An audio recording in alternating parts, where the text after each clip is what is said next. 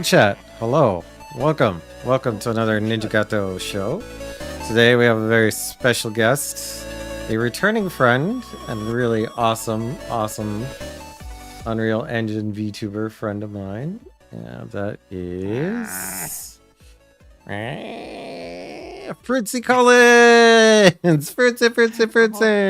Hello, Hello. got our shit together. What are you talking about? We just went live. We haven't been live. No tech problems whatsoever. No, never happens. We are pro streamers, never experience any tech issues ever. So, hello. So, how are you doing, Fruitsy? How are you doing? I'm doing pretty good. Yeah, it's good to talk to you again. It's been like a whole year, huh? Yeah, it has been a year. Can you believe it's been a year? Yeah, I try not to think too hard about the relentless passage of time. True. So, well, let's start off the interview. So, I have had a lot of people. Oh, tiny hat time. It may have been a long time, so it has been a year. So we have some people in the chat who may not be familiar with you. So can you reintroduce yourself and tell us the lore behind the name, how you became Fruitsy Collins? Yeah, so I'm Fritzy Collins. I'm a VTuber, 3D modeler, game developer, and the world's cutest lich. I have been creating a interactive online multiplayer virtual pet system. Anybody that types in my chat will get a little slime critter, like you can see in the lower left-hand corner. And as far as the name goes, Fritzy Collins is really just a play on Bootsy Collins, a funk bass player that played for James Brown and George Clinton, who I'm just like a big fan of. So it's not too much more beyond that as far as lore goes. I just very quickly came up with it while I was doing a Half-Life 2 deathmatch game at an internet cafe, if you crazy kids remember what those are. So yeah, just spur of the moment, and then I've used it for a bunch of stuff since then. So people can spawn slimes in your chat. Let's see, is mine there? Let's see, if you type in my chat, it should... There you go. There's Gato. You got your bomb slime. Bomb slime. That is mine. So yes, Gatos. One of the cool things about Fruitsy's channel is you can have your own slime and customize it over time with channel points. I am working my evolution. Can you explain a little bit about the slime evolution on your channel? Yeah, so if you give your slime a evolution fruit, if you go into my chat, it's kind of an expensive redeem, so I don't know if anybody can do it yet because they're not earning channel points. But if I gave my boy Goop, I have a slime my own, a evolution fruit, there's a redeem in my chat called Evolve Your Slime.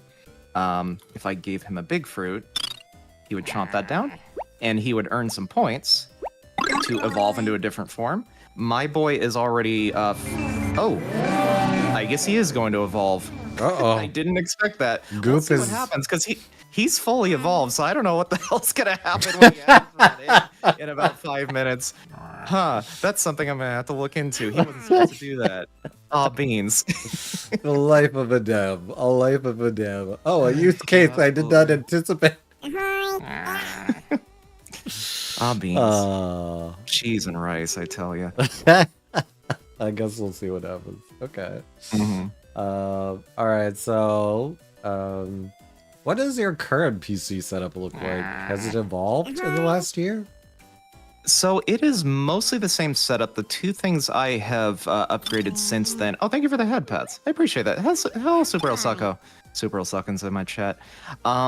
So the things I have updated since then are mostly my video card and my RAM. I used to have, I think I had 32 gigs of RAM, and I had a, let's see, 3060 Ti. I have since updated that to a 470 Super for the graphics card, and I have 64 gigs of RAM now, which is very good for dealing with how unoptimized my scene is and how many overlapping lights I have in my scene, which I'm trying to optimize that eventually. Been working on that, but yeah, this has helped kind of been a crutch for me having more powerful hardware.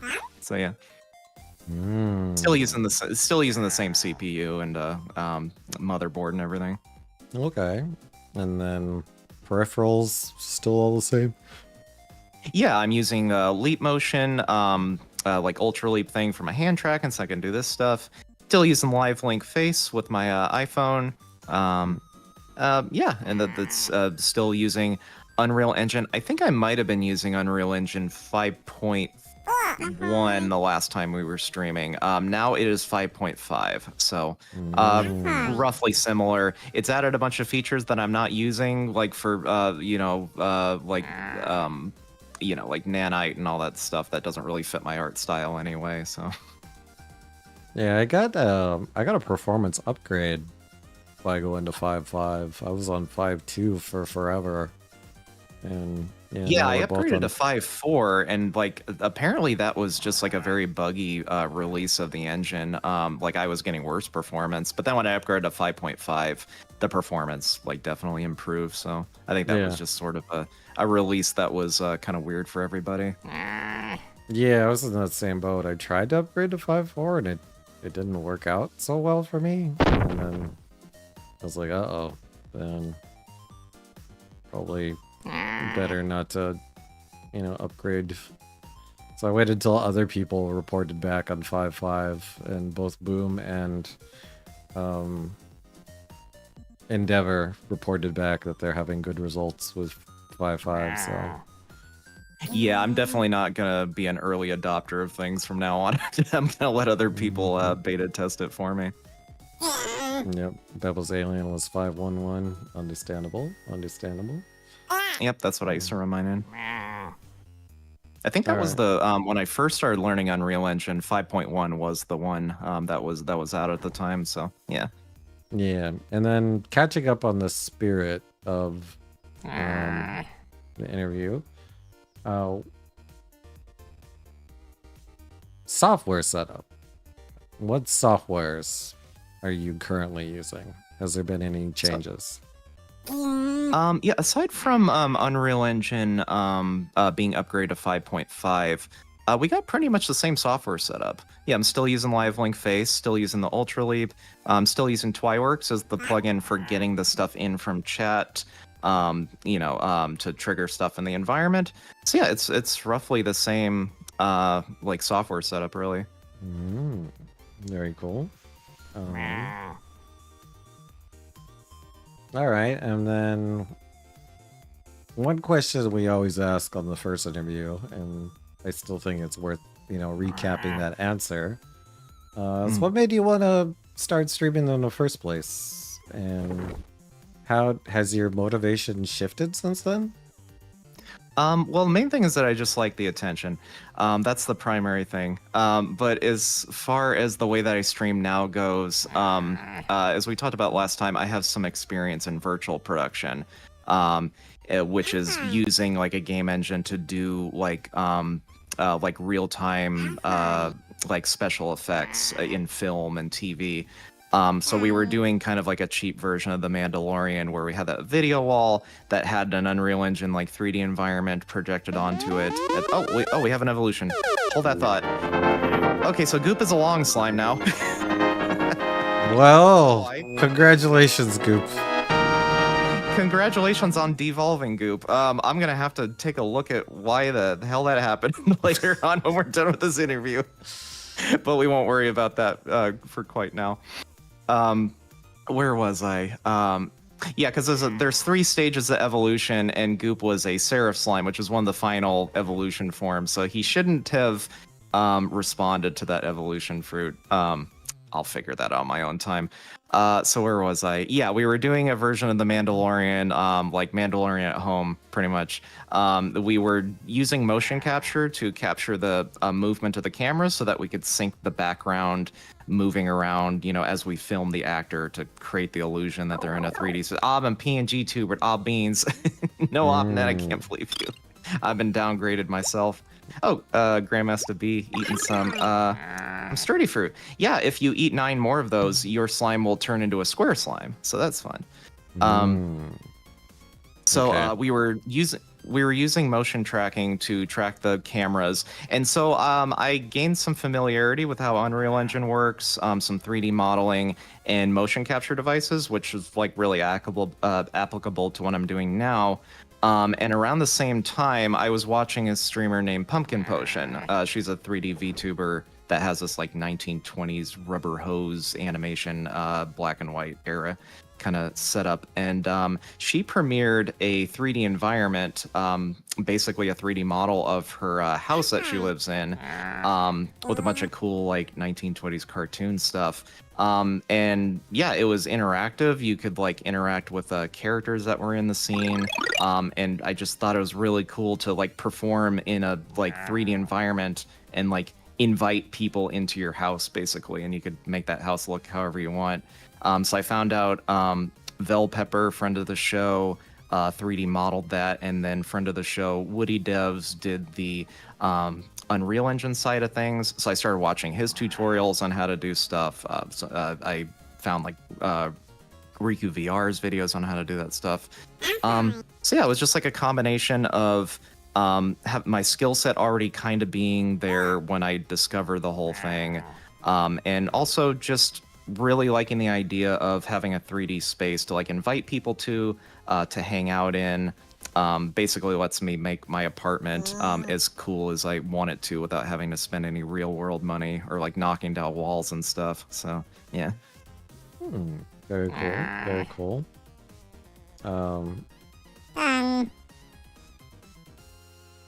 Oh, yeah, Beppo, you'll be a square, yeah. Sorry, answering Beppo's question from a little bit earlier. Oh, I'm sorry, I missed that too. Thank you for catching that. Have you always been drawn to art and game dev? Did you discover it later in life in your creative journey? Art I've always kind of been involved in. I think I started out when I was like 8 years old, like tracing things out of like the Sonic the Hedgehog like instruction manuals. I was like super into Knuckles when I was a kid, so that was the start of my art journey. And then I just watched a lot of anime, and so I was drawing stuff that was very derivative of anime. Oh, did I just go gray for a second? Yeah, yeah, we're back. Don't worry, we're good. We're good. Okay. Yeah, so I was always attracted to art. As far as game dev goes, you know, I've always played video games and like the idea of being an artist for video games, sort of put that dream aside.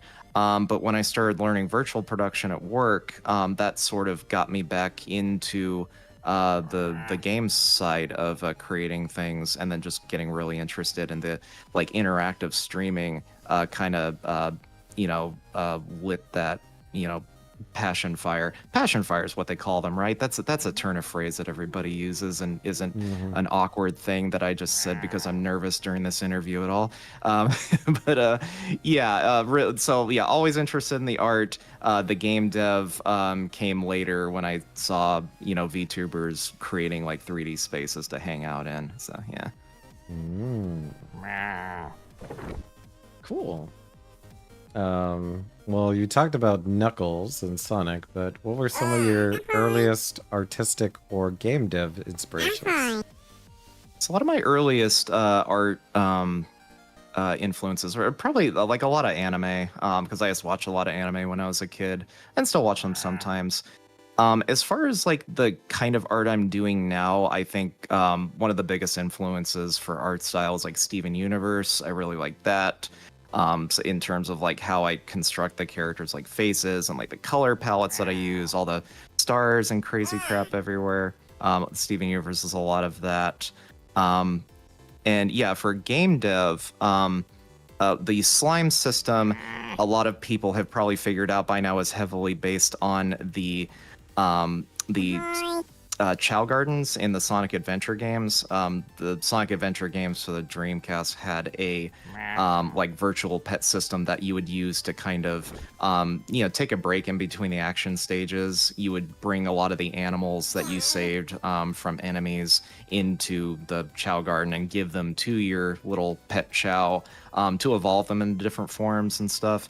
So a lot of my stream like virtual pet system was like figuring out how to take those game mechanics and make them work for like a semi-passive like streaming environment where people are, have it on their second monitor while they're working on something else, and interact with it when they feel like it. So a lot of it is just like figuring out how that is different from a like console sitting in front of the TV environment, giving it your full attention and translating it to having it be something you can engage with when you feel like it on a stream. So yeah, I think that's the big like game design influence for how I do things.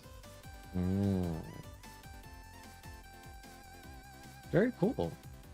Very cool.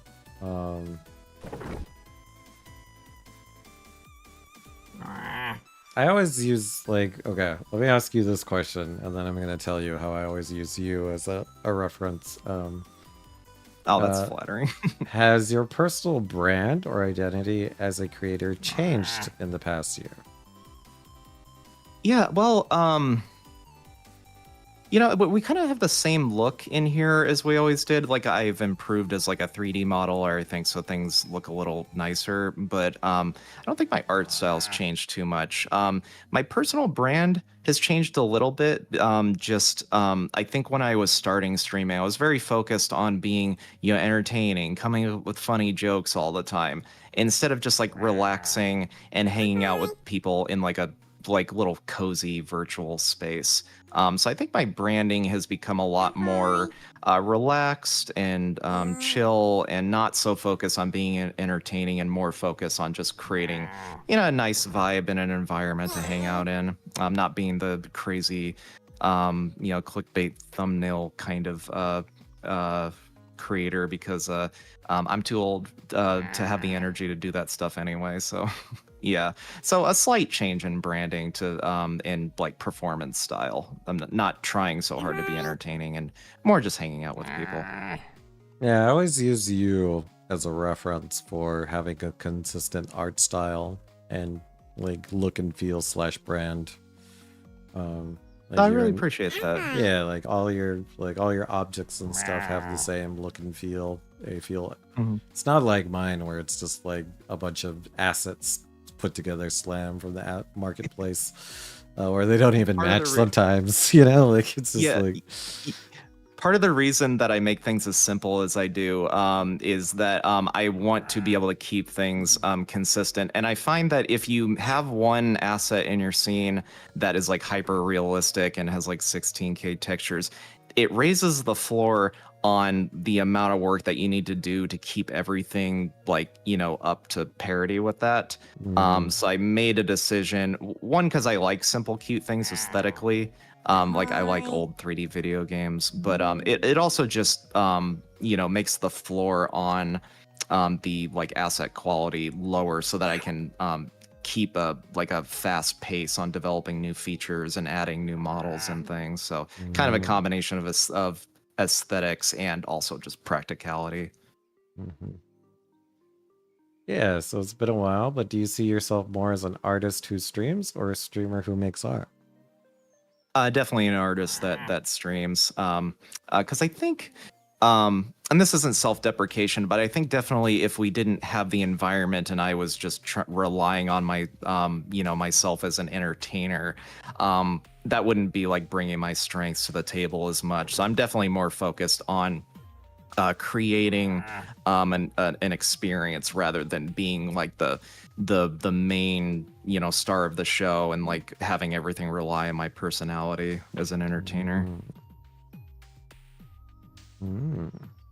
Cool. I'm gonna give you a little head scratches. Hopefully I'm not overstepping my boundaries here. You're fine.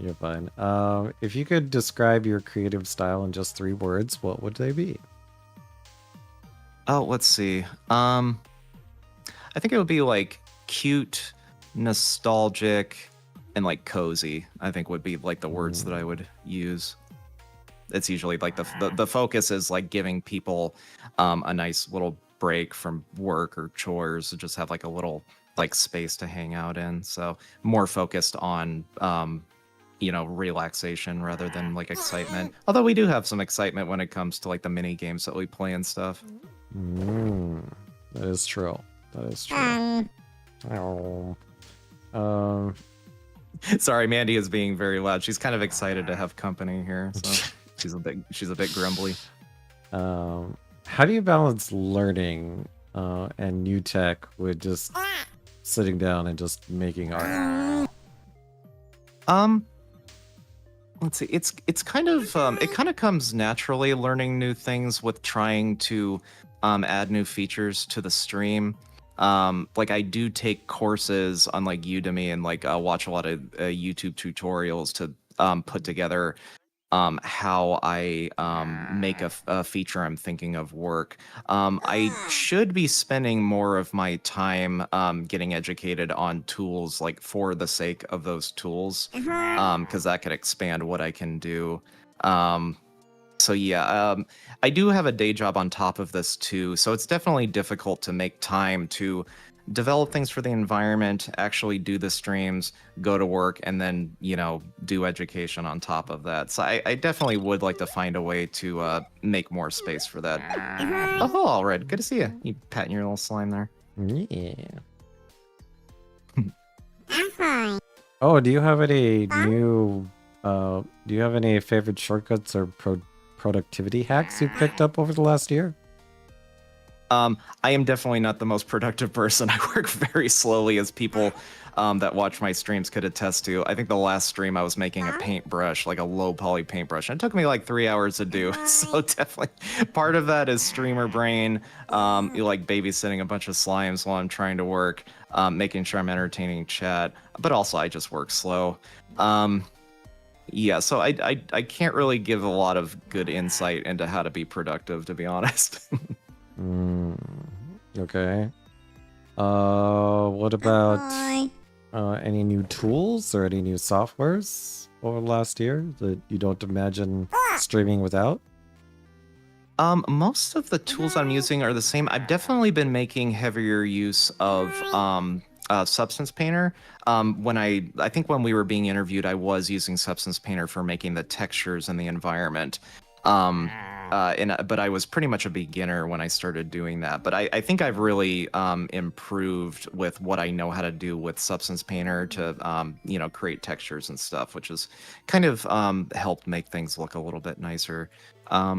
Let's see. I don't think I'm using a lot of like brand spanking new like tech and stuff since the last time we talked.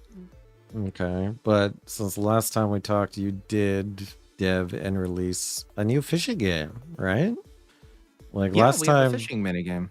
yeah, last time we were interviewing, you were thinking you were in the early processes of making it or thinking about it, and now Yeah, I don't remember if I had actually started putting the work into it yet, or if I was just in the ideas stage. But yeah, it's like a fully featured game now since the last time we talked. What sparked the idea for making a fishing game for your chat? Well, we had the racing mini game at the time, and I wanted to make sure people didn't get bored of that. We were doing that like after every ad break, and so we were probably doing it like, let's see, if I stream for 4 hours, that means we probably did it like 8 times a night. I just wanted to make sure that people didn't get bored of that, so we could have another mini game to like break things up. And fishing just seems like a natural choice because like every game needs to have a fishing mini game, I think. So yeah, I think it was just fishing was just a natural choice for like adding a new thing to the stream. Was there a light bulb moment where you're like, you realized the concept would click with your audience? Yeah, I was watching friend of the show. Oh my god, I'm blanking. Steve Hornsby. Steve Hornsby is somebody that uses Unreal Engine to have a 3D environment as well. He's this cool little goblin lich. And he just always talks about how he likes fishing mini games like to an obsessive degree, and that kind of got me thinking that, you know, my audience might be similar. Yeah, so yeah, I guess the light bulb moment is just realizing that like every game has a fishing mini game. So and trying to figure out like how could we make that work in a streaming environment, you know. Okay, what kind of design decisions go into making a fishing game and making it fun for chat? I think the biggest thing when I'm designing a game for chat is the stream delay. Because, you know, if somebody like types something in chat to make something happen in my scene, it happens in my scene pretty much instantaneously because I just get the text and my game reacts to it. The person is not going to see the results of that for at least a few seconds. And so with a fishing minigame, which is generally based on timing pretty heavily, it was hard to think about how to oh, is my face tracking off? Hang on a second. I just realized my face yeah, I isn't think your moving. face went out. Live link face sucks. Okay, I think we're back. Just Yeah, an hang on. There iOS we go. pop up. Probably, yeah, like a Yeah. reminder, like a telemarketer leaving a voicemail. It's not great Mm-hmm. using my phone for everything. But yeah, definitely the stream delay was the hardest thing to work around. So I actually developed a system that keeps track of how long it takes for somebody to react to a fish biting before they type exclamation point real to like bring it back in. And then I use that amount of time as an offset for how long the fishes bite for. And also we give them a little bit of overtime after the clock runs out in the mini game, which is not a perfect solution, but it does help a bit. It actually, the fishing mini game was good for me because I realize it has some shortcomings that I'm going to take into account when I design mini games in the future. I'll definitely like come up with ways to accommodate like stream delay more and have them be more turn-based rather than like action focused, because I think it's for some people with longer delays, the fishing mini game definitely is a challenge when it comes to that. Did you build everything yourself? Collaborate with others? I built it. Oh, thank you for watering Mandy. Yeah, our Mandragora friend Mandy will grow a plant on her head, and the more you water her, the more it'll grow and eventually bloom into a fruit that the slimes can eat. But yeah, I built the fishing minigame pretty much completely on my own. The only thing that I got help with was the pathfinding for the fish. These are all fish that people caught during the minigame. We keep them in this aquarium here. So the pathfinding to make sure... Oh, thank you for watering Mandy again. The pathfinding to make sure that they don't leave the fish tank or like phase into each other. I got that from a asset pack that I downloaded from Unreal, the Unreal Marketplace. I had to modify it pretty heavily to make sure that the fish worked within, you know, the way I wanted them to. Oh, sorry, wrong button. There we go. I was on the wrong page of my Stream Deck. So yeah, other than that, I built it pretty much completely on my own. I did all the 3D models for the fish. I needed to learn how to like use a data table to you know, have a big list of fish, what their models use, what animation they use, what texture they use, what their rarity is, and what their name is, and stuff like that. So yeah, but I ended up learning how to do that all on my own. So, and I'm pretty proud of how it turned out. I think I designed it pretty well, all things considered. Definitely more so than a lot of the earlier things that I worked on. Oh, hello, Bovanita. Good to see you. Nice. Okay. What's the most unexpected bug or funny moment that has come out of your fishing game so far? I think the funniest bug is that during my streams, we use the heat extension, and you can click on things to get reactions out of stuff. I don't think that'll work while I'm not streaming.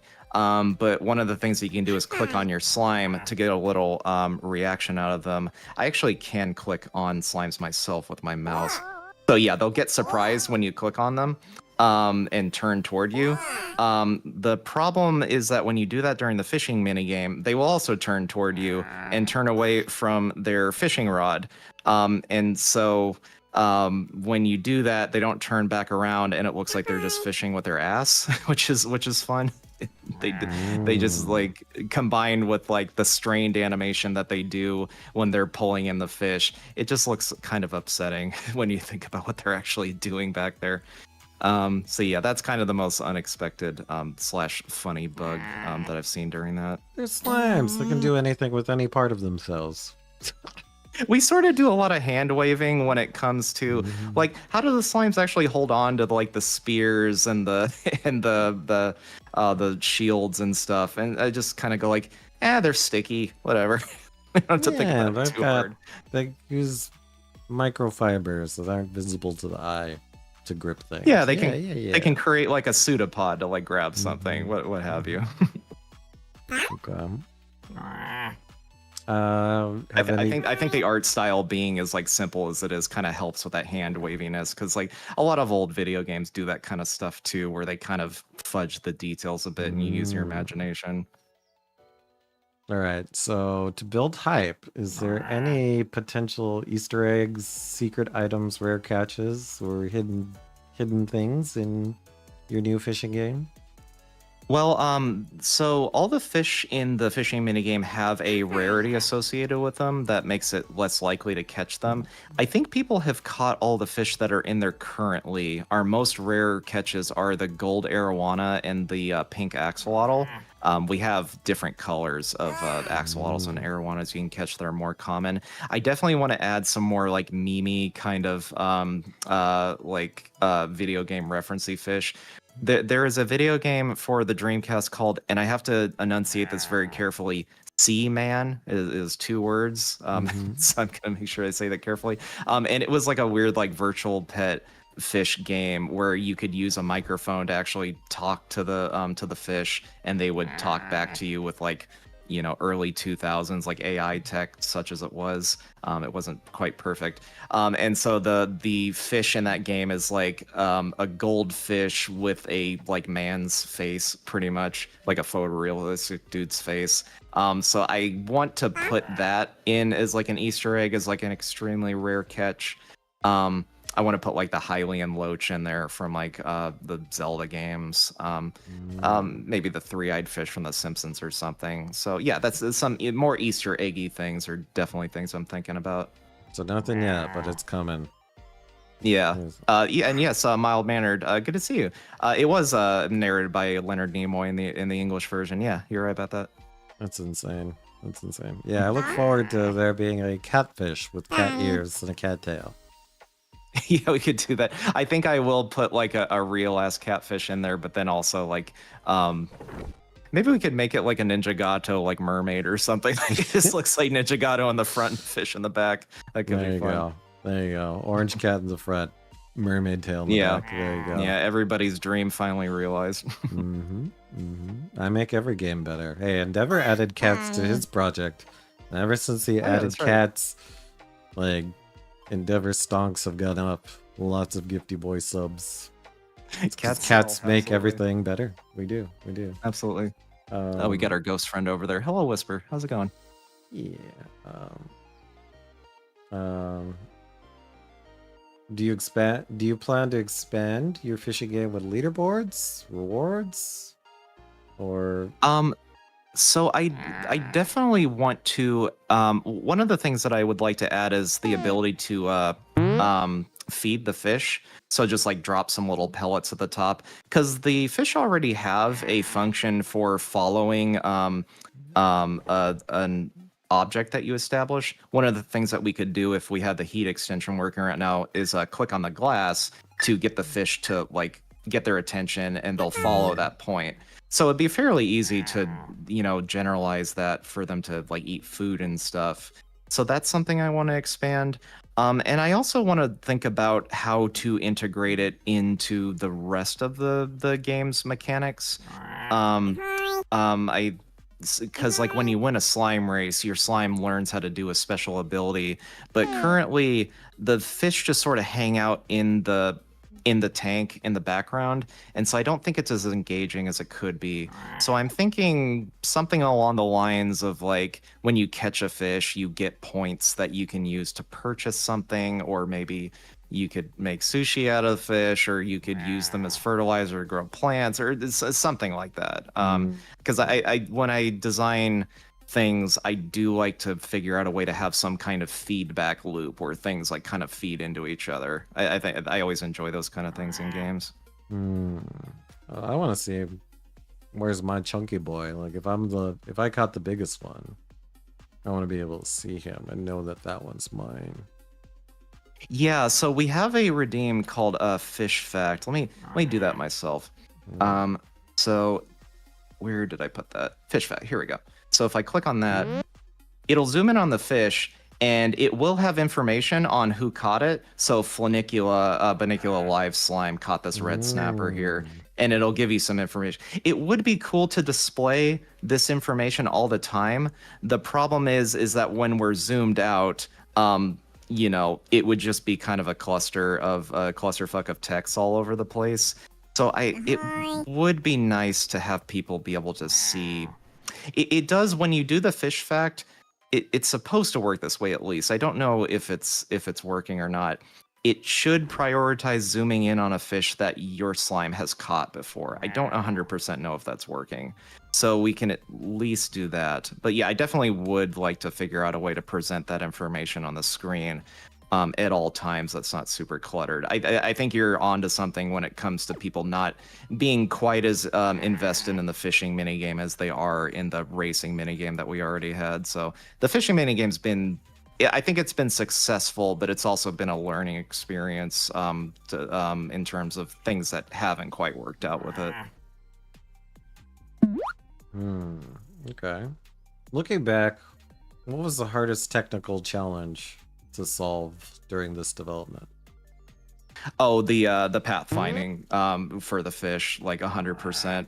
That was the thing that I needed to get an asset pack for, because yeah, they basically look in front of them to see if they're going to collide with something, and if they are, they need to find like an alternate path around that thing. And that was the biggest pain in the ass that I've ever had to that I've had to program before. So yeah, the pathfinding 100%. Now, and then I also needed to learn how to effectively like use data tables in Unreal to like grab information from them so that we can like change. We can look up the hi Whisper, good to see you again. So we could look up like what the species of the fish is and how should we change the model of the fish and the texture of the fish and the name of it like on the fly. So data, that was definitely the project where I learned how to use data tables a lot better than I had before. Yeah, now that you've gone through the full development cycle, if you were to rebuild it from scratch today, what would you do differently? I think I mentioned before that the stream delay was the toughest thing to deal with in terms of design. So if I were to redesign it, I think I'd try to figure out how to do it in a more like turn-based way or something that depends less on timing. One of the things that I'm developing now is a bowling minigame, and I took the lessons from the fishing minigame shortcomings into account. And the bowling minigame is going to be like, you put in the power that you're going to throw the slime at, and then it will show that on the screen. And so then you can put in the angle that you want to throw them at, and it will show that on the screen. And then when you're all done and ready to go, you roll it. And so that would be way less dependent on timing. It's more turn-based, and the person can get feedback about what they did until they decide to commit to the actual like bowling like throw. And I think thinking about the fishing mini game that way would have been pretty helpful if I could design it from scratch. I think it still does work in its current form, but it's the stream delay is definitely a challenge when it comes to game design. Yeah, not bowling, Beppo. Bowling. Yeah, 10. yeah. I definitely don't want to introduce something that grim to the stream. Even though we do have a ghost in here, we do, and I'm an undead lich. We do try to keep the inevitability of death something that isn't at the forefront of our minds while we're kind of chilling here with our slimes. Yep. All right, let's talk about your community. Has your community grown or shifted in the last year? Yeah, the community's grown quite a bit. I don't know what my follower count was when I interviewed with you, but it's gotten up to like 1,600, which is, still a small streamer, but for me, that's a big deal. So I think the second part of your question is whether the community has shifted. There definitely is like people that come in and out. So I think like the general vibe of the community has kept pretty consistent. I think my community tends to skew a little bit older and more like technically minded than a lot of people on Twitch, which I think people appreciate. But yeah, I think I've fostered a very like kind community, very fun community, but not like, you know, there's no bullying in there. I've had to do surprisingly little like moderation. Like I haven't had to ban very many people. I haven't had to time people out very much. So I think something about how I present the stream is just like attracting a very nice audience. So yeah. Yeah, that's the thing about us small streamers is like we generally have a good vibe. We don't necessarily require mods, because it's small enough that we can handle it. I think there's just like a natural flow of people that flow off of Twitch, and then new people that flow onto. Yeah, a little bit of a revolving door, which is helpful Yeah. to keep the engagement up. Yeah, so like yeah, communities evolve with people, but they generally have the same vibe. I think us using Unreal Engine and like people using game engines like Unity or Godot in general, I think it tends to attract a more like technical crowd or maybe a more professional crowd, and maybe like a little bit of an older one. So you tend to get a bit more. I don't know if maturity is the right word, because that might be being too generous. But I think we are definitely getting like a more like mellow crowd than a lot of other streamers that are going more for chaos. So. Okay. Do you think adding interactivity like your fishing has changed the vibe of your stream? Yeah, I think the interactivity has been good for getting people to return to the stream. I think it is like the big focus, and making it feel like they have some kind of impact on it. Like with the fishing, these fish are things that people have caught, and it goes into the save file. Like every fish someone has caught is being saved on my computer, and it will eventually like go in. It doesn't obviously display all of them at the same time, so every once in a while a fish will disappear, and then it'll grab something from the save file to like bring in a fish to replace it. So I think the interactivity has helped give this like a real sense of place and make people feel like they're having an impact, which encourages them to come back. Everything that you do to the slimes to customize them, everything they learn how to do gets saved between streams. I think that's been really valuable, getting people to come back and feel like they're more of a part of what we're building here. Beppo makes an excellent point about Boom. Yeah, Boom, for people that don't know, Boom is another streamer that uses Unreal Engine, and is very much an influence on me. I actually have a redeem for something that Boom made. Let's see if we can get a Bagman Boogie going. Let's see, there we go. Oh, I have to be streaming for that to work. Oh, never mind. No, but you have a Boom in your project though.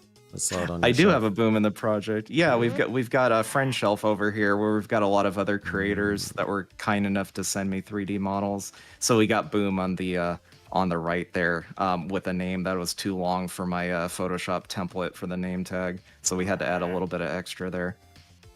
I would like to put Boom's more recent HisCat model on there. I know it's been updated since this one was being used.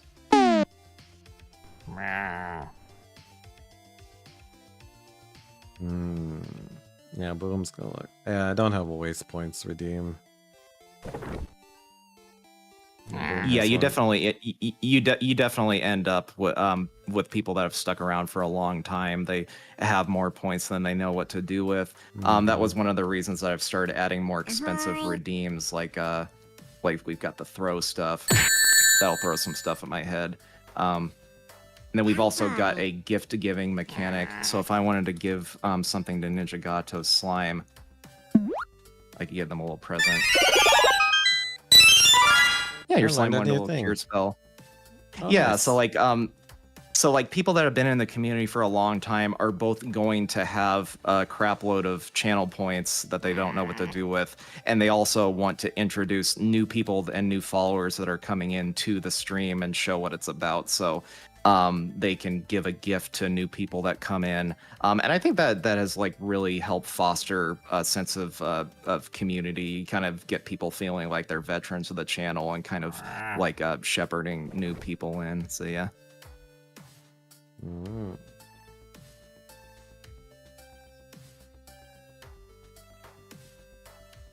Okay. I'm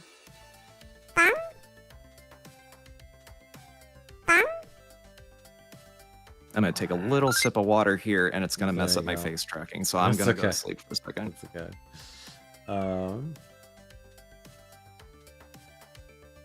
right, I'm back, everybody. All right. So you've been streaming for a while. Wait, did we cover how many years you've been streaming? So I've had this account for a very long time before I started streaming, and before I started doing the 3D VTubing, I was using like a live 2D, like kind of more anime looking model where I was just drawing mostly because I used to primarily be an illustrator. So I was streaming that way for a very long time, but I only had like maybe 2 or 3 viewers at like tops. So I wouldn't really count that time as like my streaming career because it really started picking up more when I started doing the stream this way with Unreal Engine. So I'd say I've been doing it this way for maybe 2 or 3 years. I'm actually pretty bad at remembering how long it's been since I started doing things. But yeah, it's somewhere between 2 and 3 years. Okay. Now that you've been doing it a while, what's your favorite type of stream right now? Art sessions, game dev, gameplay? I think it's generally the art streams where I'm making new assets, like new things that the slimes can equip. Like, oh wait, what happened to my showcase slime? There's usually a slime on the desk that showcases the new items. It disappeared. Interesting. Well, so I guess the art streams are the things that I'm normally doing. We have done some game development streams where I'm in the Unreal Editor doing some blueprinting to like build new features. Sometimes I can do that, but a lot of times when I'm streaming, I've got streamer brain and it's very hard to focus on things involving typing text and doing numbers. So I find doing the art streams are nice because I can kind of use my right and left side of my brains at the same time, whereas like the programming, they're both kind of using the left side, so that doesn't always work too well. Although I am getting better at keeping focus enough to do the programming. So we've had some limited game development sessions that I'd like to do more of.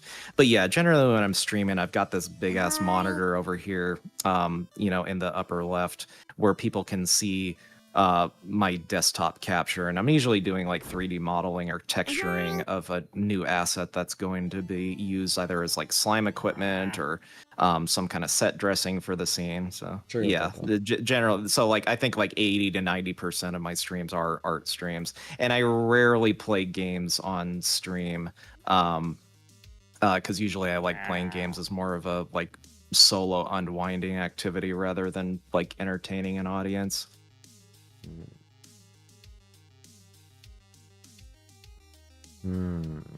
You feel your chat is more like collaborators, playtesters, or an audience? They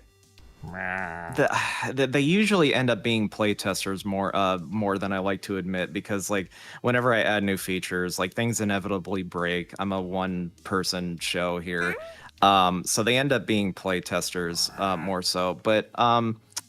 But they also end up being collaborators a lot, because a lot of the features in the stream are things that are like suggestions people have made during streams. So yeah, it's kind of an even split between playtesters, audience, and collaborators, honestly. Over the past year, do you have a most memorable community moment you've had?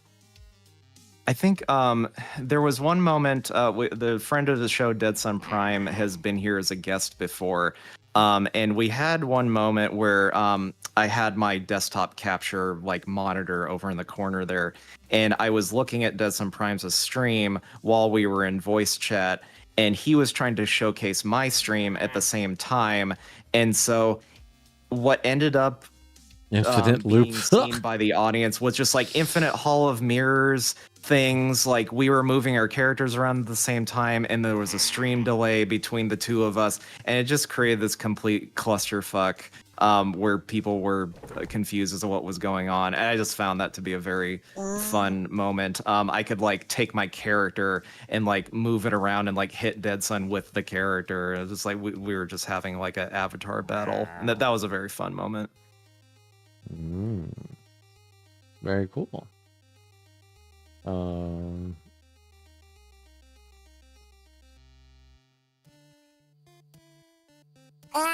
How do you balance making things for fun versus making things for content?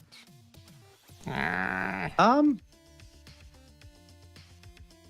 guess I don't know. I kind of think of them as the same thing. Because like the most fun thing for me is just like creating more stuff for the environment.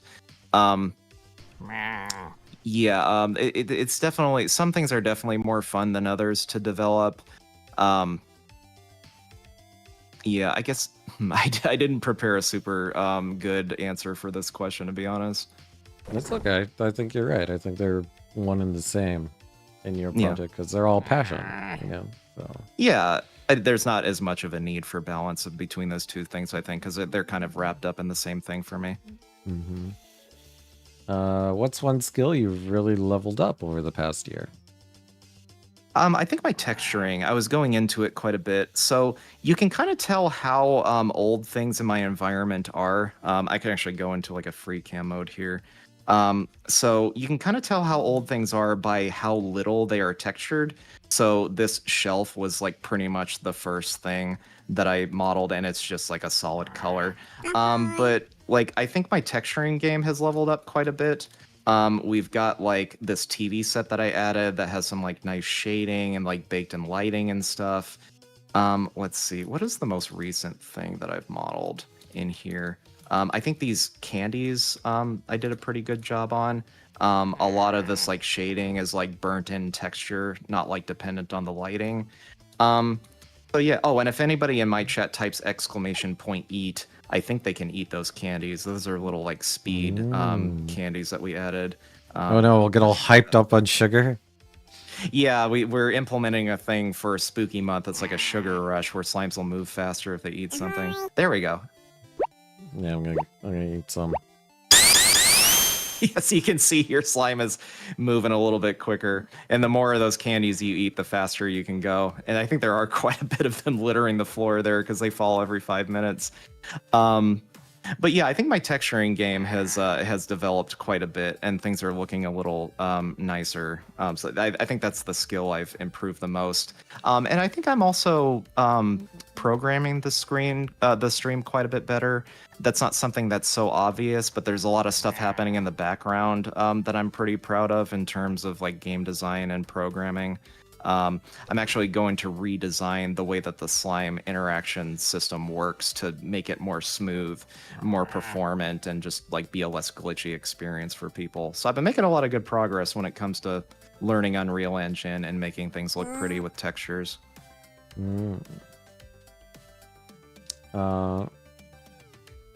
So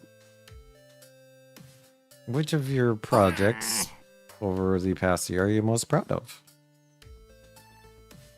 Probably the fishing minigame, because the fishing minigame is the first project I did where I think I designed it pretty well in terms of like how the classes communicate with each other, how I'm making use of like data tables and like blueprint interfaces. A lot of the things that I've learned how to do since I started the stream started being implemented as I designed that game, because like if you go into my editor, into my project, you can kind of tell how old something is by how poorly it's organized. the stream is definitely sitting on some like sandcastles of like very poorly cooked spaghetti that I'm trying to fix a little bit. But yeah, the fishing minigame I think is one of the first things I developed where I actually think it is a pretty well designed piece of like software. Now, it's not always like you gotta reassure me because I do feel like I've started projects and not always been successful or just flat out failed. So have you scrapped or restarted any project, and what did you learn from that? Yeah, actually, there's a good example of that. If we go into free cam mode, we've got a piano here. I call it the Clixacord because the main point of it is that people can use the heat extension to like play the piano, and they can use these keys to change the instrument that's being used. And I'm pretty proud of how I developed this thing. I think failure is probably too strong of a word, but people don't use it very often. And I think it was kind of a failure on my part to understand the limitations of the heat extension. One of the big problems is that if you want to press a key very quickly, I can do that on my end, but if you're trying to do that with the heat extension, you can't click that fast because it will make the Twitch stream video like minimize and maximize, and so like you can't click very quickly, which makes it hard to play any kind of music really. So and also the way that I designed the scene, it's kind of off in the corner and you really only see it when somebody redeems it. So I think I don't want to call it a failure, but that's definitely like that one has a lot of shortcomings that I didn't take into account with how, you know, Twitch works as a medium. I didn't know your piano existed. That's there you go. It's kind of buried in my channel points menu too. I think that's another problem is that I have a shitload of like redeems, so things can get lost. Also, you can't show me a piano like that with a cat button and not push said cat button. Oh, absolutely. Oh, yeah, absolutely. Okay. Yeah, we do have a cat button.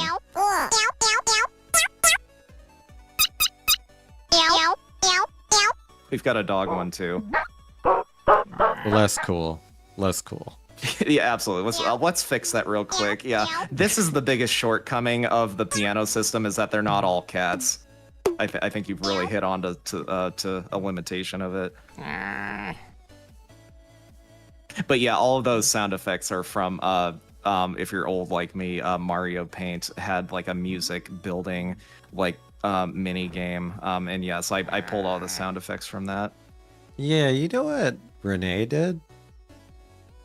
His piano, people could do a channel point redeem and they could inject a song via the notes they play. Yeah, and that is like, and that is another thing is that thank you for watering Mandy. Yeah, she's growing. She got 3 leaf buds there. Yeah, the other thing about the heat extension is that those kind of extensions don't work on mobile. So that's another thing is that I think the significant chunk of my audience can't even play the thing. But yeah, Renee's system allows you to like type like, you know, F3 or G5 or whatever, and it'll parse that and turn it into actual notes. So that might be something that I want to add to the system to make it a little more agnostic for platforms. But yeah, again, the feature just isn't used very often. So yeah, that's kind of my biggest disappointment in terms of features that I developed. I think I did a good job on it in terms of how I designed it under the hood. No, like that's hella impressive, dude. Like that's hella impressive. Like each of these keys is an actor that can be easily like, it has like a library of notes that it can play, and if you press this button, it will send a signal to that key to like switch an enumeration on like what instrument it's playing. So I think I did design it well in a micro sense, but in a macro sense, I think it fails to really take into account the limitations of, you know, how Twitch works as like a viewing experience, but definitely valuable as a learning experience in any case. Yep. So I don't know if I'm saying their name right. Is it Jorm? I just butchered it horribly, did I? No, it's Jorm. It is Jorm. But that is actually Jorm AI. Notice it's got the bot icon next to it. Oh, that's not an actual person. Okay. Yeah, that's an Well, I AI. guess I'll answer their question anyway. Yeah, Twitch Mobile, you can still use channel point redeems and commands and stuff. Like exclamation point eat will still work. It's just, yeah, I think Twitch has like a policy against like extensions being available on their mobile app or something. I'm not quite sure about the details of that. It's also like because you use the touch interface to both click on the screen and move it around in terms of scrolling. I think that is a limitation with how the heat extension would work. So I don't know. So yeah, to answer the question from the person, it isn't real. I'm sure they appreciate it. Yeah, the AI is actually pretty brilliant. Like, it has... They use chat logs to build an AI character based off of that person. So there's an actual chatter / streamer by the name of Jorm, and he's hilarious. And his AI is also hilarious because it's trained on his chat logs. So we've got like a grim homunculus of Jorm that we're sort of communicating with. Yep. I have noticed over the past year you have done a lot of collabs, a lot of stream togethers. Do you prefer solo projects or collaborations with other creators? I think for most of the time I prefer solo projects, but definitely collaborations. Or I don't think it's an either or really, because they both are like enjoyable experiences on their own. Yeah, I got to do I got to collaborate with Cup as a Cat, with Dead Sun Prime, of course Ninjagato here. I'm gonna give a little pat on the head. So yeah, it's really fun to because I mentioned before that I have a day job. It definitely makes it challenging to get like two people together, like to get their schedules and time zones to align with each other, and me just having enough free time to make plans anyway. So definitely, if I didn't have to do the day job, I would be going to a much greater effort of like outreach and like finding people to like come up with fun events with. But yeah, I'm always open to invites for collabs because I always find those really fun. Yeah, I generally just do one-on-one. It's because like just matching one-on-one schedules a nightmare as it is. Absolutely. Like, I've got a Dungeons and Dragons group that I've been playing the same campaign with for about 2 years, and like it is so hard to get like 5 adults together in the same room like once a month. It's like you'd think it wouldn't be that difficult, but yeah. Yeah, especially if they got kids and whatnot. Forget it. Yeah. Okay, what's your biggest aha moment you've had with Unreal Engine recently? I think probably the debugging tools, because when I try to do debugging on something that's not working on the stream, until recently, I mostly just use print statements. Just like a very clunky, slow way to do things.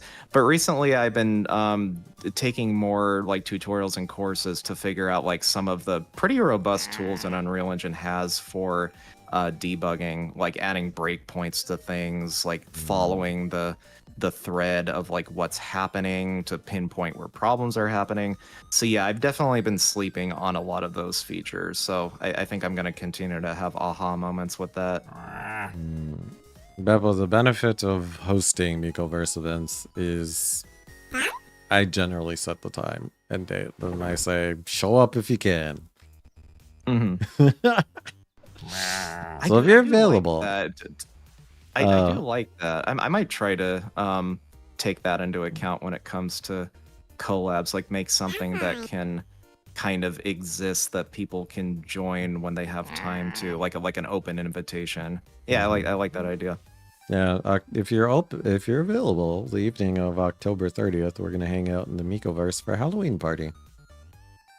Yeah, maybe because I keep talking about maybe doing that, but I should take you up on that. Let me get my notepad out and write that down so I don't forget. I have horrible short-term memory. Yeah, so let me write that down. Like even if you don't have a VRM of your model, you can still just use a default avatar or kind of walk around, or like some people have just downloaded VRoid Studio, made a VRoid, exported it out all within an hour. I actually do have a Vroid version of this model, kind of, because somebody redeemed the PNG tuber mode earlier. That was I had a similar kind of jokey redeem where it would turn me into like a Vroid, like VRM model, because Unreal does have like a plugin for importing like VRM stuff. So maybe I can retrieve that out of the attic and maybe bring that into Mikoverse or something. That might be fun. It was hard to get the character to look like how mine does, with like the dots for eyes, and like the hair. They don't really have good curly hair options for Vroid, unfortunately. Yeah, it's limited, but it's pretty simple enough to use. Yeah. And yeah, Boom actually has a unique model in the Mikoverse that definitely has the look and feel of Boom. Yeah, maybe I'll look into that after the interview, because I keep saying that I'm going to join you in the Mikoverse, but I never get around to doing it. So yeah, I'll put some serious like research into that.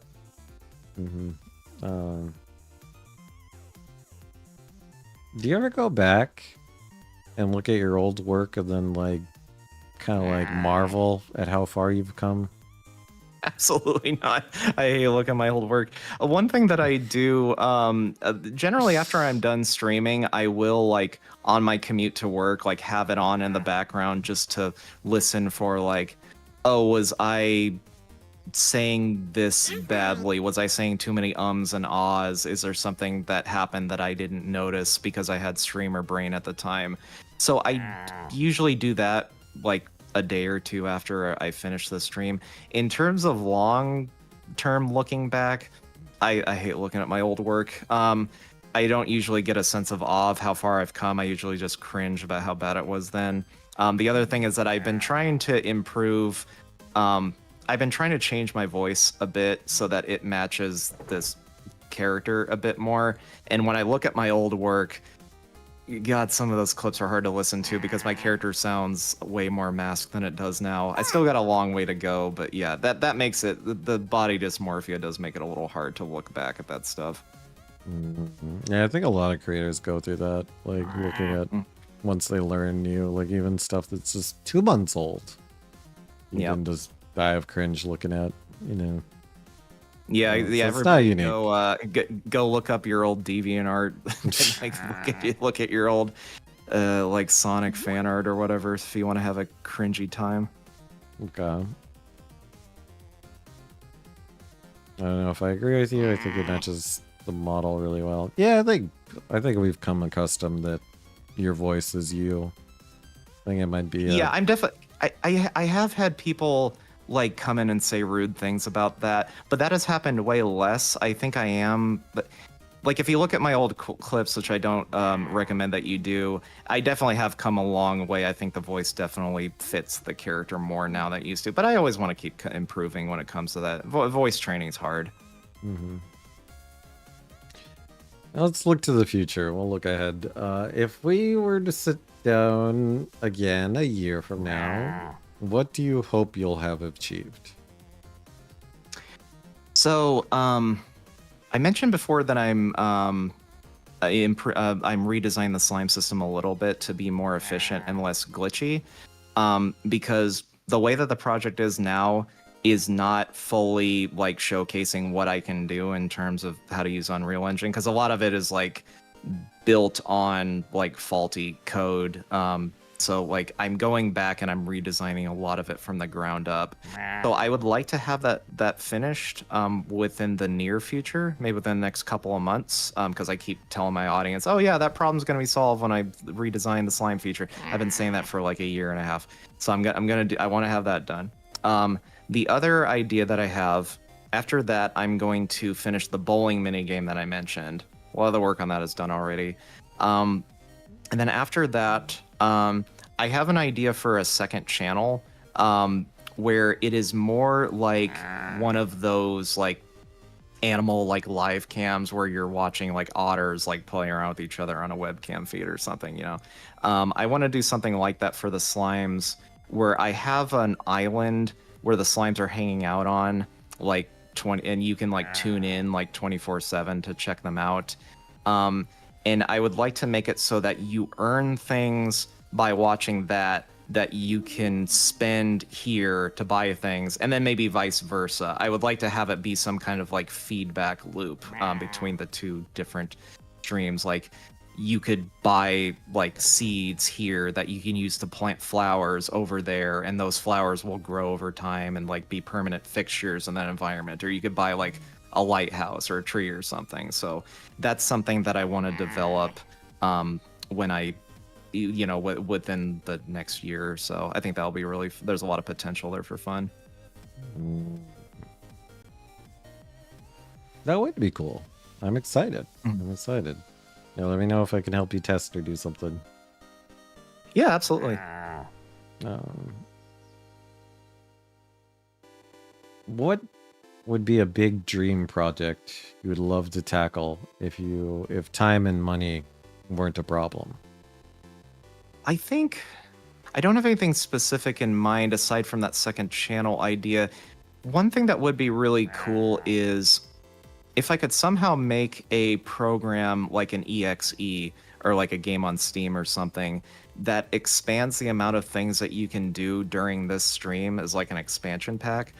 If I could come up, I'm not a good enough programmer for this at the moment, but if there's some way to have a standalone game that can communicate with the stream in real time, and maybe since the person has it as an EXE, they could like use WASD in their mouse to move around in the scene and interact with stuff more directly than with like channel points. So they could be doing that along with the people that are just interacting with the stream on Twitch. It'd be really cool to almost build like some kind of like MMO like based on that. I think there's a lot of potential there. Dead Sun Prime, friend of the show, is also thinking about that and has a lot more background in programming than I do. So that's something I'm gonna like pick his brain about. I think that's like real pie in the sky, blue sky thinking stuff at the moment, though. Yeah, Bubba's like that's like Micoverse level stuff. Yep. I guess so. Yeah. Yeah, I'll have to play around in Micoverse. Maybe I'll get some ideas of my own. All right. And currently you're still just streaming on Twitch, right? Just Twitch? Yes, I have been seriously thinking about multi-streaming though. I would like to be on YouTube and Kick. I need to see if performance becomes a huge issue if I'm multi-streaming. I don't know if you have experience with that, with how you stream to YouTube at the same time. Yeah, I'm a multi-streamer. Yeah, it's I use Restream.io simply because I'm trying to save. Well, I used to want to save on bandwidth. Like I was limited to 30 to 50 megabits up. Yeah, with my old internet. And so yeah, like every stream, it could add up. So quick. I guess the way that Restream works is that you send your like encoding or your video to Restream, and then they on their end send it to other places, or are you using up more bandwidth like on your end, like sending to YouTube or Kick or what have you? Yeah, they distribute it out for you, so you send it to them, okay, and then they send it to everyone else, which has been a help. But you can try it for free, I think, for like 2 to 3 streams. Oh yeah, like 2 or 3 platforms at once. Yeah, yeah. Yeah, maybe I'll put some thought into that. One of the challenges is also like whoever is on YouTube wouldn't be able to do the interactive stuff with my exactly. I'm saying with Kick. Well, I think Kick does have like a kind of a channel points equivalent system. Again, friend of the show, Dead Sun Prime, has been streaming to Kick as well, and has some of his redeems integrated into like both Kick and Twitch. Not all of them quite yet. Yeah, he's ahead of the curve. Yeah. Yeah, I think with YouTube, it's possible that I could use like exclamation point hat to like equip a hat or something. I don't know if there's a way if I can get the information in the YouTube chat into Unreal Engine. I'm using Twiworks for the Twitch stuff right now. I don't know if the YouTube API stuff is like grabbable. You know, I'll have to look into that more, because that's a possibility that like people could interact with the stream with like kind of a more agnostic system if they don't have access to Twitch's channel points.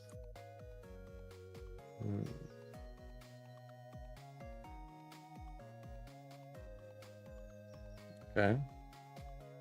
Well, only OBS only lets you stream to one platform because we have a feature on Streamlabs desktop. All other streaming tools allow multi-streaming.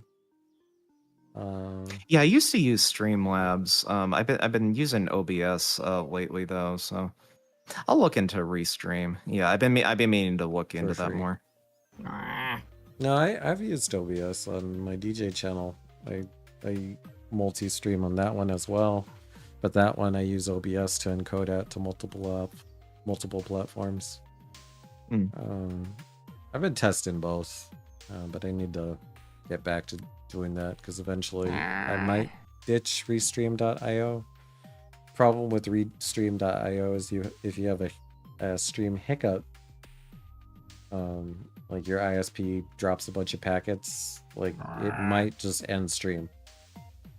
And you don't get that F window that gives you 60 seconds to reconnect. Gotcha. Yeah. Which makes you lose lurkers, which sucks. Yeah. So I'm back and forth. About it, but also I travel a lot, so having Restream.io is helpful because I don't know what type of internet I'll get when I travel. Gotcha. Yeah.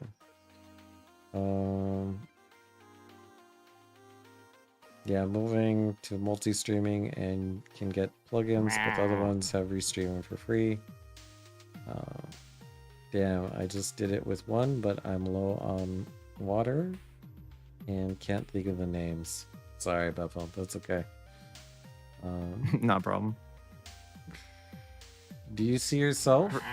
What advice would you give your past self from 1 year ago? I would say stop putting stuff in your level blueprint and stop using delay notes. Those have been a nightmare. It's made designing new things way harder. I mentioned that I was redesigning the slime system again, and I'm definitely trying to make more use of like event dispatchers and like blueprint interfaces, so that it causes less spaghetti code. And we don't need to go into the tech too much, but yeah, there's a couple of like features of Unreal Engine that I really should have been utilizing that I didn't know about, like at the beginning of my project, that would have caused me to have less headaches right now. So. Okay. What advice would you give someone brand new who wants to make an interactive stream content? Yeah, so I would say plan out your interactive content in a way where you have kind of a roadmap. You want to get people using it as quick as possible to figure out potential design flaws or bugs like early ahead of time. The last thing you want to do is spend like a year developing something and then you go live with it and you realize, oh, this thing that I assumed about how the experience works just does not work at all. So I wish I had known that earlier, because it's hard to go back. Like the Clixacord, the piano being a good example of that. So yeah, like, you know, have a feature in early access form, or develop the feature in like a roadmap of stages. Like don't get obsessed with having something be finished and polished before your audience gets to try to figure it out. Specifically for Unreal Engine users, this might be applicable to other game engines, but I haven't used them. Try to make use of indirect references to things. Like, try to make it so that your actors and your classes are portable.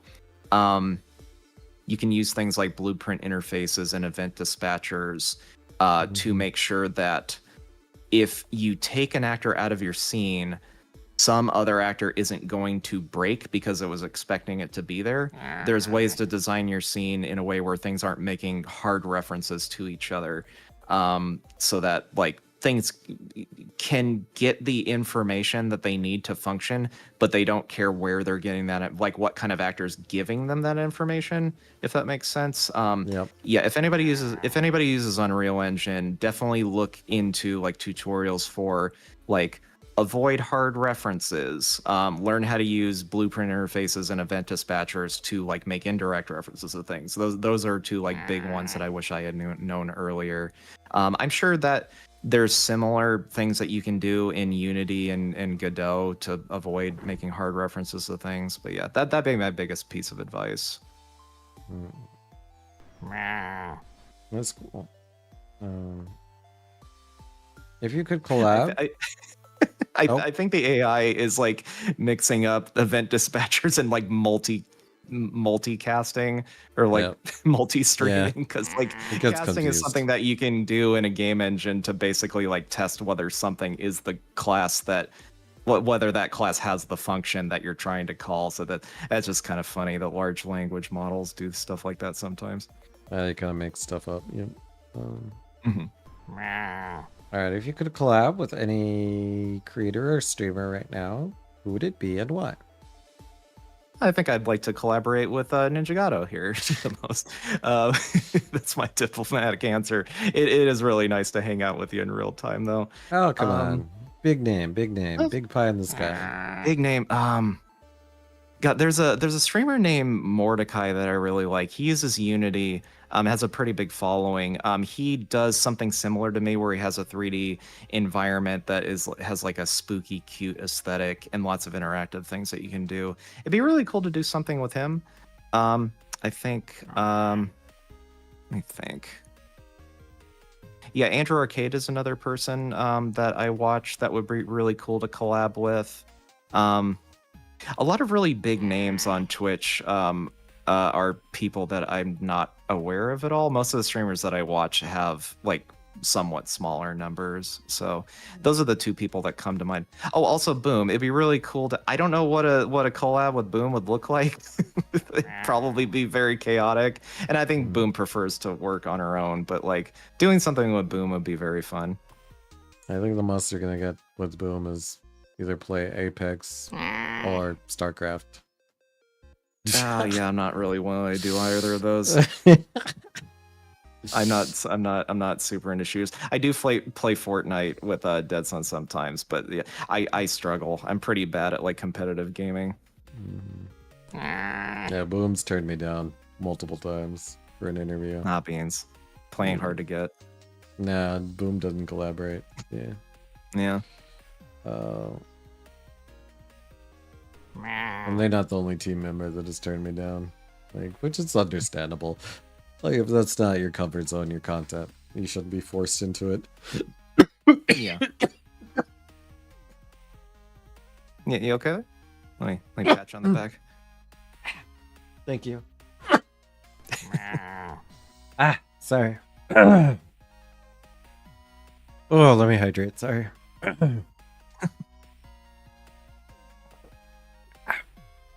Ninjagato back.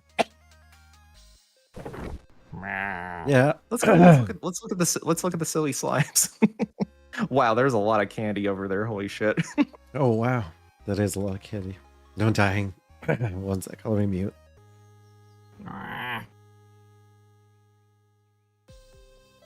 No dying while interviewing VTubers, Gato.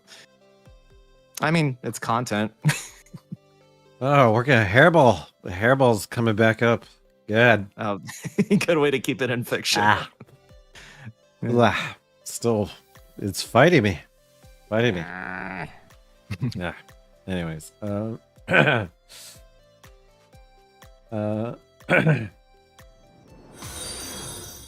What do you want? Too much. Hey, thank you for the follow, Mercedes. Oh, hi, Mercedes Web. Oh, very nice. Very nice Zelda song, champ. Good job, champ. what do you want what do you want viewers to take away from your channel after hanging out? Yeah, a lot of the stuff that I put in the stream is there to give people like a sense of like presence in the space and having something to come back to and build up to, which is why I have like the autosave system and you know, the slimes being able to evolve into different forms. So yeah, I want people to take away just like an emotional attachment to the stuff here. And also like I'm a pretty open book when it comes to tech stuff. Like if I get a lot of people saying they're like, oh, I wish I could do something like this, but I'm not smart enough. Just I'm not very smart either. So like trust me, y'all can do this stuff. The resources are out there. Feel free to ever ask me how I do things, and I can, if I can't answer your question, I can at least point you in the right direction. Because yeah, a lot of you have access to the same tools that you know, if you play a video game and it says powered by Unreal Engine and then it fades out, anything that happens after that point is stuff that you have access to for free. So yeah, there's don't think that there's a lot of gatekeeping or you need to go to school for a long time or you need to be super smart, because yeah, if you are interested enough in it and you're willing to put in a lot of work, yeah, anybody can do this. Yeah. Yeah, it just takes learning. Like I'm an orange brain celled cat. Like yeah, I've learned enough say of that's Unreal to be dangerous. I always say that like stubbornness is a more important quality than intelligence for getting something done. True. So that's why like when people like, I know they mean this as a compliment, but when people say someone is talented, I kind of want to push back at that a little bit, because it makes it seem like you need to be born a certain way to accomplish something. You need to be good at it right from the beginning. I think complimenting someone on their like dedication to something is more important. Like, and it also kind of insults too strong of a word, but it kind of disregards like the amount of work someone has put into to learn how to do something to say that like they're talented. So yeah, definitely hard work is more important than talent. Naruto is right, basically. But yeah, be Rock Lee, don't be Sasuke. nice. All right. This time I will open it up to the audience. Do you guys have questions for this amazing friend of mine? Do you have a question for Fruitsy? Ah, shucks. Let me think of Gato's wake up question time. I'll think of a silly question. Let me wake some people up here. Let's see. We'll have Goop play a song. Yeah, let me think of a silly question. There you go. Everybody awake now? Yep. All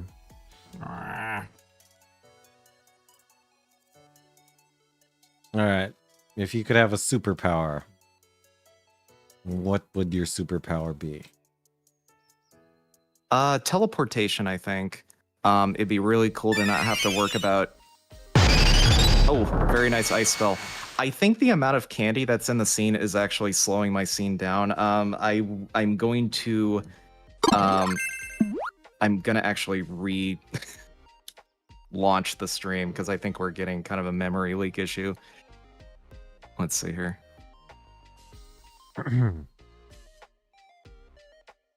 Getting the Borderlands 4 experience. Yeah, I definitely have not optimized things well enough. Let me share my screen. I didn't realize it was going to completely close it for you. Let me share that real quick. Sorry about that. It's just we were getting a lot of stuttering. Hopefully... Yeah, I think I'm sending it to you again. Yeah, you're sending it. Yeah, I thought it was fine, but I think we're our worst critics. Like, we notice the finest details being off. Yeah, probably. So you asked me what kind of superpower I'd like the most. I think teleportation again would be the best one, because you know, I could, you know, just roll out of bed and teleport to work instead of like having to like plan my commute or anything. I would just have to be careful of like accidentally phasing into something. What would your superpower be?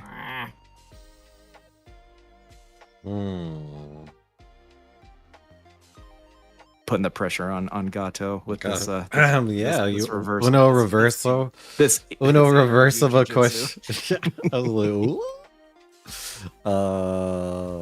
Could I have the Thanos glove? That would be pretty awesome. The Infinity glove. Which half of humanity would you snap? Let's not answer that question. I wouldn't snap, but it's just like that glove was pretty much like the do anything you want glove. Yeah, pretty much. Yeah, if you have all the soul gems or whatever. Mm-hmm. So, all right. If you could give yourself advice for future you, like you want to, or give yourself a message in the future, like some people focus that like life can be hard in the future. Like if you could give yourself an inspirational message for a year plus from now, what would you tell yourself? I mean, I think I would go pretty far back and tell myself, I had the experience of when I was a kid, and I don't know if this is going further back than you were asking about, but I was a smart kid, like a quote unquote smart kid. Like I tested well and I got good grades. And like people would compliment me for being smart, and it taught me to like not work hard at things really. Like just it didn't prepare me very well for learning how to struggle with things and learning how to really like apply myself to things. So like when I reached adulthood, that was like I had a pretty bad wake up call when it came to like, oh, life isn't all just standardized tests that you can do well on because you just know to answer C on everything. So yeah, I definitely would give the advice of like learn how to hustle more. Don't expect things to be handed to you just because you did well in school. So that's the biggest piece of advice I would give. Yeah, it's kind of a interesting comment you made because that's not a unique thing that people have experienced. Like, I have a friend who graduated a valedictorian of the university that she went to, and like crazy smart, crazy intelligent. She had a meltdown learning how to knit because it wasn't coming down natural, and like watching other people just do it all casually. Like there is something to be said for not having those like early tribulations.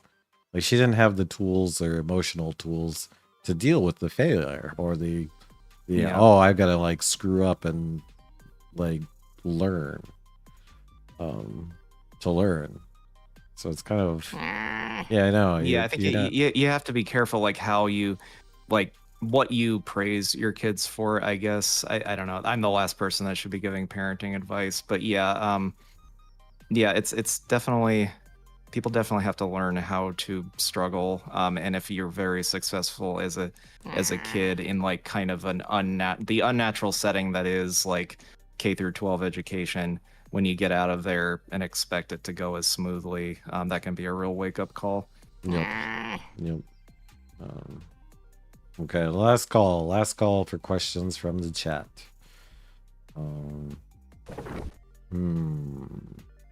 I think of another silly question. Comfort food. What's your comfort food? Your go-to comfort food? Oh, I've been drinking a lot of Thai iced tea lately. I think that's probably my comfort food right now. It's horrible for me, but it tastes extremely good. So hot day. Yep. Or any kind of day, really. I live a block away from a Vietnamese restaurant. I'm thinking about getting lunch there today, actually. So it's very enabling because I can get a bowl of pho and a Thai tea pretty much whenever I want to. And it's horrible for my health because Thai tea is just sugar, condensed milk, a tiny bit of tea, and orange. Just whatever they do to make it orange. Beppo is asking a question. Yeah, Beppo asks, do you use optical hand tracking? I think that might have been covered. Sorry if so. Yeah. What do you use for your... I'm using a Ultra Leap, like Leap Motion 2, I believe it is. And I think a lot of VTubers use it. use that. I think Vignon and like Water Dome programs like that have like kind of a plug and play thing when it comes to using that device. For Unreal Engine, it was a gigantic pain in the ass. I got some help from friend of the show, Mega Mocap, to integrate the information from the Ultra Leap into Unreal. So yeah, and I think it is technically an optical device. I think it is pretty much just like a very specific kind of webcam that sits on your desk. Mm-hmm. Yeah. Yeah, Mega like uses like everything under the sun and tests out different tracking technologies. So it's Yeah, always his programs easy. are. Yeah, Mega Mocap VR is a very good resource for folks using Unreal Engine if they want to do any kind of like virtual production or VTubing work. It's got a lot of the base classes built for you in terms of like, you know, if you have a motion tracking device of any kind, odds are that project is going to have a module for it that can save you a ton of work. So yeah, I would definitely check that out.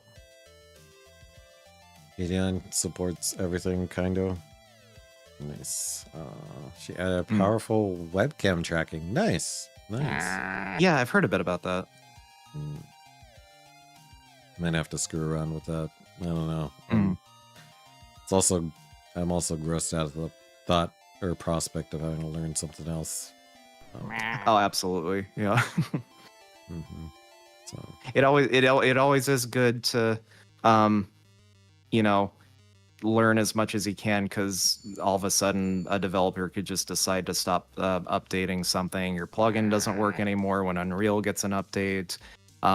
You know, people that were using Unity were scared that that was going to go away when their pricing model changed, and somehow they were able to recover from that. So yeah, just make sure that your skills are like, you know, software and hardware agnostic as much as possible.